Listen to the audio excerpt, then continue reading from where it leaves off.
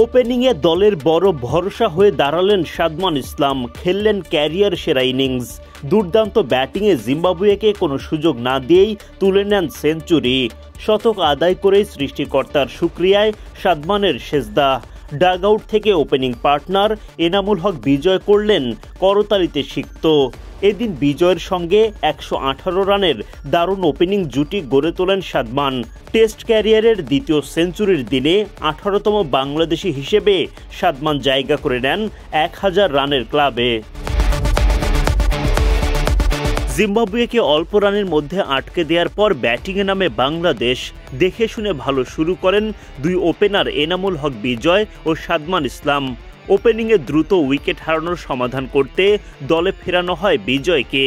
দায়িত্বশীল ব্যাটিংয়ে নিজের উইকেট টিকিয়ে রাখার চেষ্টা চালিয়ে যান তিনি। অপর প্রান্তে সাদমান ইসলাম উইকেট রক্ষার পাশাপাশি শুরু থেকেই রান তোলার দিকেও মনোযোগ দেন। বিজয় সাদমানের জুটিতে প্রথম ১০ ওভারে আসে ৩৭ রান। ১৪ ওভারের মধ্যেই দলীয় 50 পার করে ফেলেন তারা। জিম্বাবুয়ের বোলারদের তেমন সুবিধাই করতে দেননি। শুরুতেই উইকেট হারালে দল পড়ে যায় ভীষণ চাপে। এদিন আর শুরুর সেই চাপটা দলের ওপর আসতে দেননি বিজয় আর সাদমান। সিঙ্গেল আর বাউন্ডারির মিশেলে দলকে এগিয়ে নিতে বড় ভূমিকা রাখেন সাদমান। ৭৮ বলে তিনি পূরণ করেন ব্যক্তিগত 50। ২৫ ওভারে গিয়ে বিজয় সাদমানের জুটিতে দলীয় শতক আসে। ৩২ ইনিংস পর ১৭ রানের ওপেনিং জুটির দেখা পায় বাংলাদেশ। ওপেনিং জুটিতে যখন বড় স্বপ্নের পথে দল, তখনই দুর্ভাগ্য নেমে আসে বিজয়ের ওপর।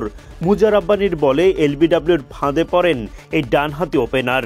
আম্পায়ার আউটের সিদ্ধান্ত দিলে রিভিউ নেন তিনি, কিন্তু আম্পায়ার্স কলের ফাঁদে পড়ে মাঠ ছাড়তে হয় তাকে।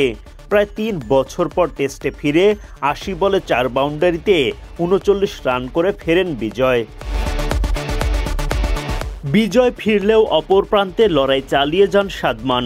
লড়াকু ব্যাটিংয়ের ফলও পান তিনি। তুলে নেন টেস্ট ক্যারিয়ারের দ্বিতীয় সেঞ্চুরি।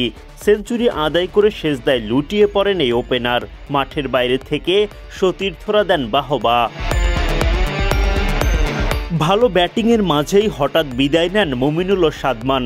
মাশরাফিকে উড়িয়ে মারতে গিয়ে ৩৩ রান করে ফেরেন মুমিনুল। বেনেটের বলে এলবিডব্লিউ শিকার হয়ে মাঠ ছাড়তে হয় ১২০ রান করা সাদমানকে। ১৯৪ রানে ৩ উইকেট হারিয়ে তখন খানিকটা চাপে পড়ে বাংলাদেশ।